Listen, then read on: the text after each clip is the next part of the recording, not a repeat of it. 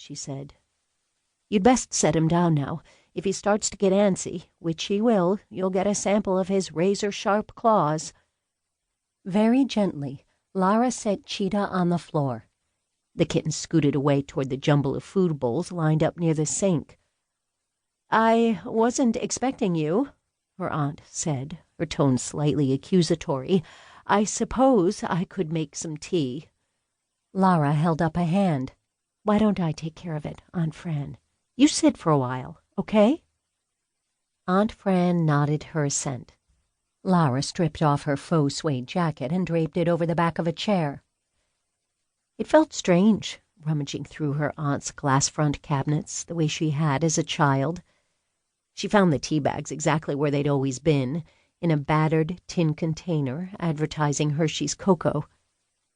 Within minutes, 2 cups of steaming tea sat on the table in front of them. To Lara's delight, a thin gray cat leapt from under the table and onto her lap. "Oh, my! And who are you?" Grinning, she stroked the cat's head and was rewarded with the revving of a purr engine. "That's Bootsy," Aunt Fran smiled wanly. "She's Cheetah's mom. Bootsy and her 3-week-old babies were found by a state PDW worker on the side of Route 16, tied inside a trash bag." Her face darkened at the memory. "That's terrible," Lara said. "How did you manage to rescue them?" "The worker was one of my students back in the day. He knew exactly where to bring those poor abandoned cats."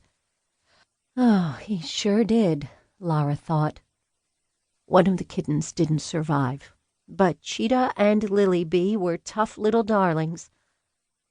Another cat strolled in to check out the commotion, a long-haired black kitty who made a beeline for her aunt's lap.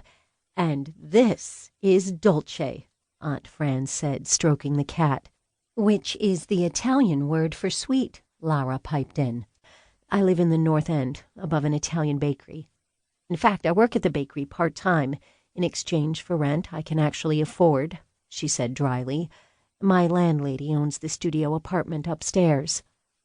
Lara knew she was babbling, but she wasn't even close to achieving a comfort level with her aunt. There was a time when they'd been as close as mother and daughter. "I see." Aunt Fran stirred her tea thoughtfully. "I assume you're still painting?" "I am," Lara confirmed. "Mostly watercolors." She took a sip from her teacup. For a long moment Aunt Fran was silent. Then, "So, what are your plans? Are you here for any particular reason, or is this just a casual visit?" Her aunt's tone stung. Lara swallowed back a lump. "I don't have any plans, per se, Aunt Fran. I mean, Sherry did call me. She and her mom are worried about you.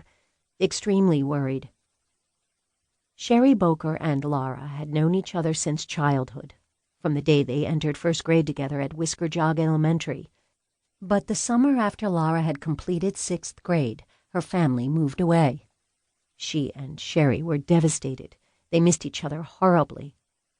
Lara had been especially lonely, moving to an unfamiliar school in another state. The girls kept in touch by letter, and later by email until they both graduated from high school. It was during Lara's hectic art school years that they lost the thread of communication. Then one day, about 5 years ago, Lara plunked her old friend's name into a search engine and discovered that Sherry and her mom had opened a coffee shop in downtown Whisker Jog. She contacted her and was thrilled to get an instant response. Every summer now, Sherry and her mom took a day off to drive to Boston for a lunch shopping expedition with Lara. Lara realized her mind was wandering. Her aunt obviously knew that she and Sherry had been in touch. Aunt Fran's gaze skimmed Laura's face. Her eyes brimmed with tears. "It's been so long since I've seen you. I don't know what to think." Lara sucked in a hard breath. She didn't want to cry. "I know, but I'm here now, and I want to help with the cats. How many do you have?" 11. 2 of the kittens, Callie and Luna, are afraid of